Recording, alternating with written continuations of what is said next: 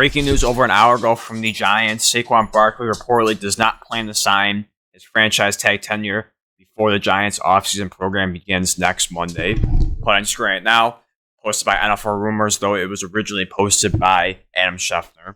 I'm very shocked that he waited this long to dispute this, go against the franchise tag. He had well over a month since the tag was placed on him. Though I should note specifically, it was a non-exclusive tag, similar to Lamar. But regardless, I'm surprised. I thought if you were going to do this, you would do it immediately after you were placed, or the tag was placed on you. I made a video when this happened, when it first broke out with Daniel Jones and Saquon.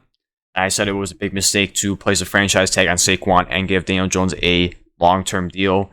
Though if you really look at it deeply, they can get out under the contract very easily. But still, regardless, pay him over $40 million a year for horrible production. Now, he played well. He did lead to the playoffs. He did win a playoff game. But statistically, when you look at it, his numbers were horrible. He only had 15 passing touchdowns and 5 interceptions. I thought it was a huge mistake giving him that money. Again, I know they're not trapped under him. The way things work with the contract, they can get out under him easily. But I thought they should have placed a franchise tag on Daniel Jones and try and figure out a deal with Saquon. Or worst case scenario, you let him walk. You try to find a cheaper option. Though I understand why they want to keep both those pieces in New York to try and replicate that success once again with Brian Daboll. With the franchise tag, he's set to make $10 million. He was the one of 3 running backs this offseason that was placed on. It was the other 2 being Tony Pollard with Dallas, Josh Jacobs with the Raiders. I believe all 3 of them are going to be on new teams next season.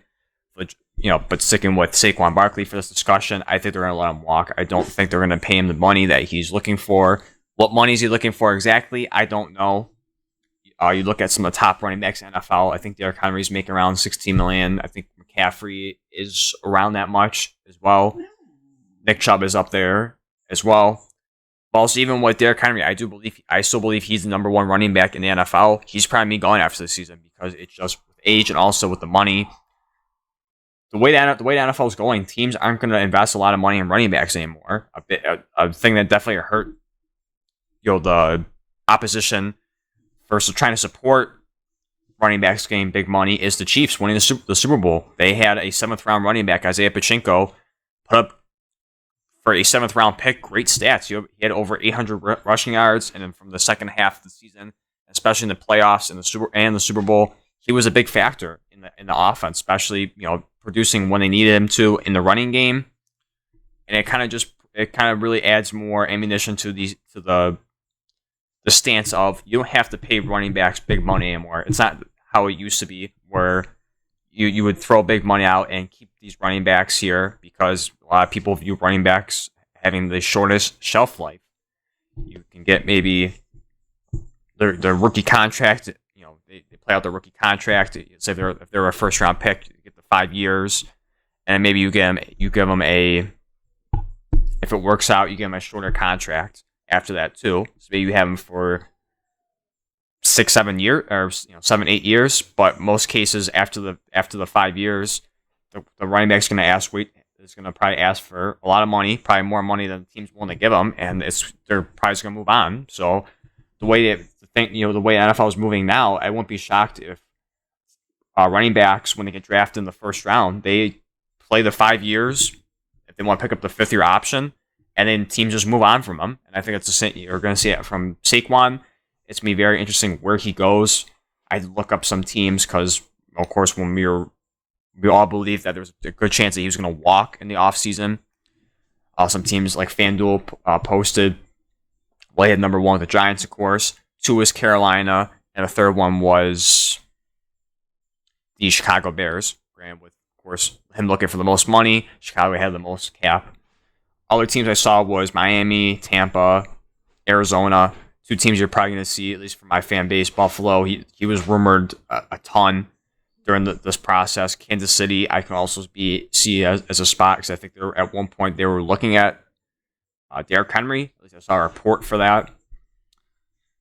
But regardless, it's going to be very interesting. If they do move on, who's going to be the running back that's going to step up for Saquon? And I think a spot definitely is in the draft. And I think a name you should really keep your eye on is Keandre Miller from TCU. Had an amazing season in his final year at TCU. Sucks that he was injured at the end for the during the playoffs, but overall had an amazing season. Smaller running back, but again, if he can give you that type, somewhere around the production that Saquon can give you, it's good enough. Is Miller or any running backs in these drafts aside from Robinson and Gibbs, who are probably going to be gone in the draft unless the Giants move on from Saquon quickly and then they take Robinson maybe in the first round or Gibbs in the second if he falls to them. But outside of that, there's no running back that you could say is going to be better than Saquon. But at least if you can, if you look at the perspective of Kansas City, if you can at least give me some type of production or similar production like you did, compared to Saquon, it's good enough for much cheaper money. But I just want to make a quick video on that. Again, Saquon Barkley the client is deciding not to sign his franchise tag ahead of offseason program starting next Monday. Let me know your thoughts down below. What do you think the situation is how the Giants are going to handle the situation? And if he does get traded, what team you think will go after him? That being said, thank you for watching. I'll see you in the next one.